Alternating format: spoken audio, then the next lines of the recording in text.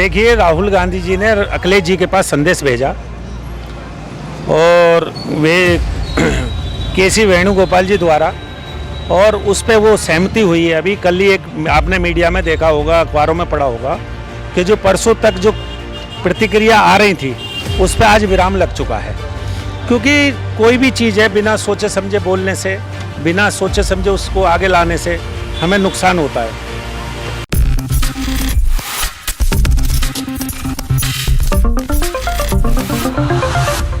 Next 9 news में आपका बहुत बहुत स्वागत है। मैं हूं आपके साथ अबरार उल हक रहमानी। मनीष सिसोदिया की गिरफ्तारी और उस गिरफ्तारी के बाद अब तक जेल में बंद किया जाना, यह सवाल आम सवाल नहीं है, और इस पर विचार अगर आप करेंगे तो आपको समझ आएगा कि कैसे राजनीतिक षड्यंत्र के तहत लगातार नेताओं पर एक दबाव की परिस्थिति जो है वो कायम किया जा रहा है।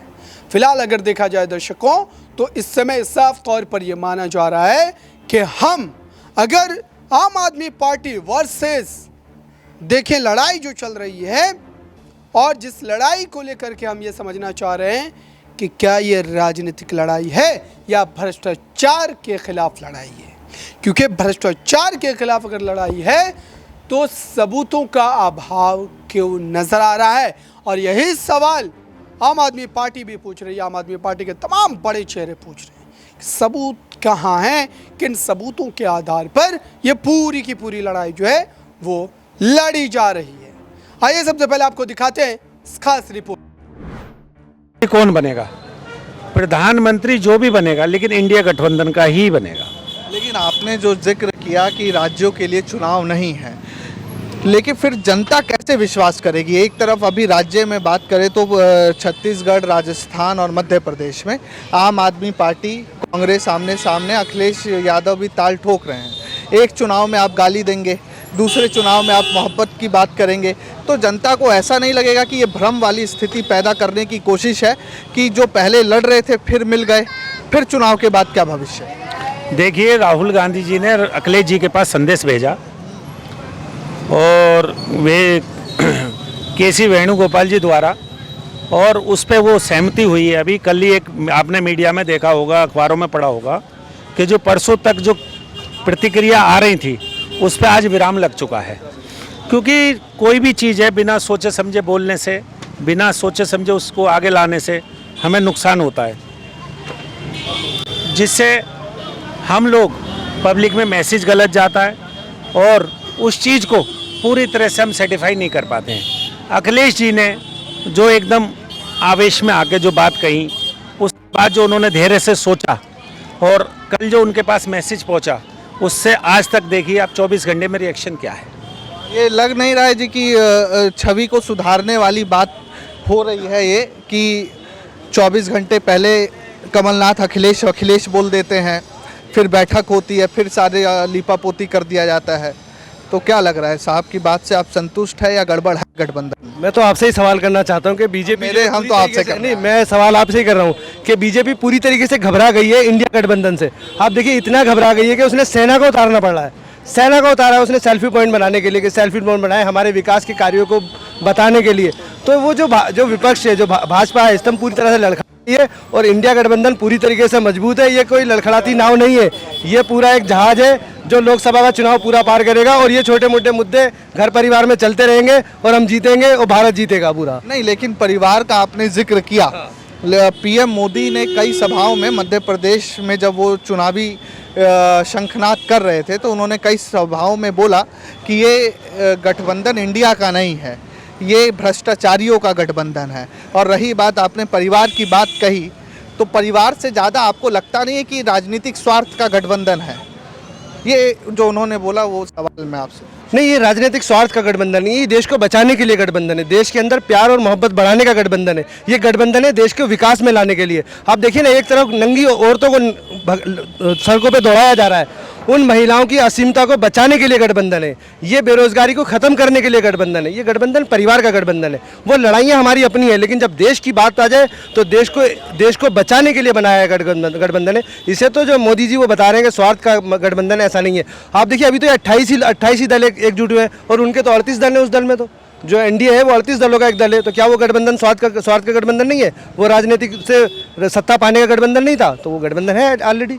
तो ये जो गठबंधन है ये देश को बचाने के लिए गठबंधन है। अच्छा, एक सवाल साहब मैं आपसे ले लेता हूं कि अगर कांग्रेस 5 राज्यों में जीत जाती है, 5 में से 4 में भी जीत जाती है, तो इसका कैसे हम भरोसा कर ले कि कांग्रेस अपने साथी जो गठबंधन के घटक दल हैं उनको संपूर्ण सम्मान देगी?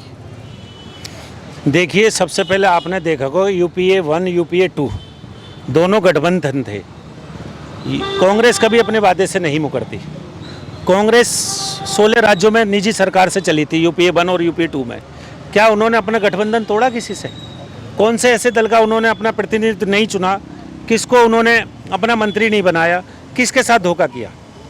कांग्रेस स्वार्थी नहीं है, कांग्रेस देश के लिए लड़ती है और कांग्रेस देश के लोगों के लिए लड़ती है।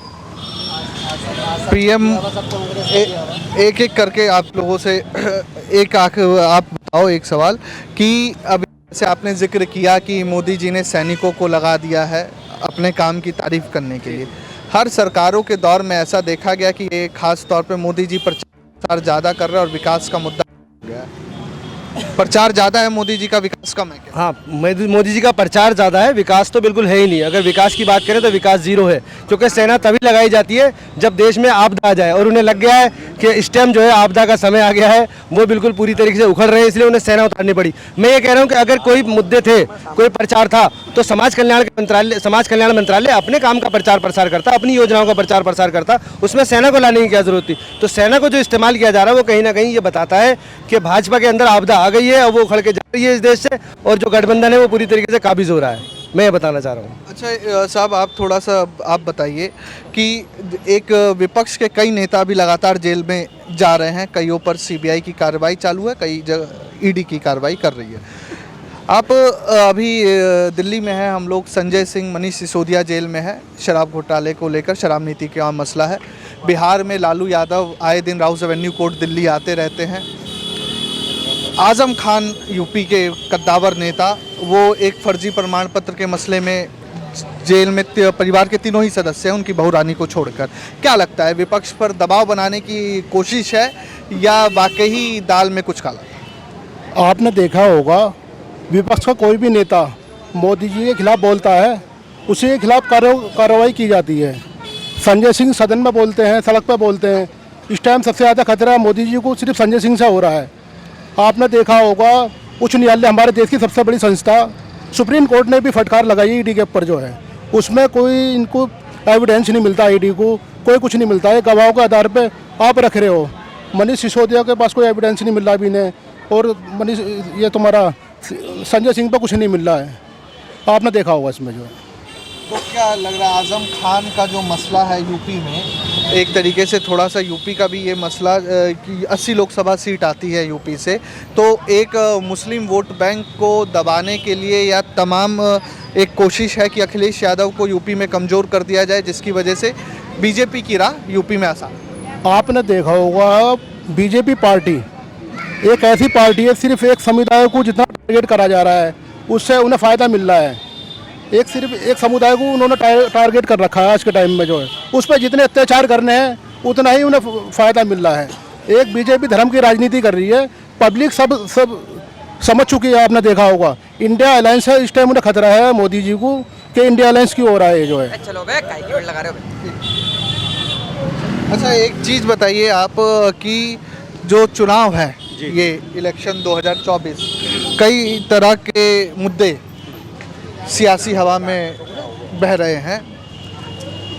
बीजेपी कह रही है कि जो तमाम मुद्दे हैं, राम मंदिर का मुद्दा है एक, और कई और दूसरे यूनिफॉर्म सिविल कोड का भी मुद्दा बीजेपी आहे बगाहे जिक्र कर देती है, और विपक्ष के पास रोजगार और महंगाई का एक मुद्दा है।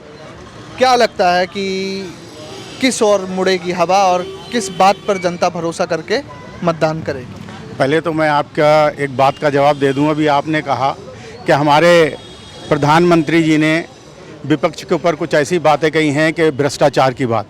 तो सबसे पहले तो उनको ये सोचना चाहिए कि जो महाराष्ट्र के अंदर जिनको पेट भर भर के कोसते थे, और अजित पवार जी जिस दिन वो बीजेपी उन्होंने ज्वाइन कर ली उसी दिन वो बिल्कुल पाक साफ हो गए।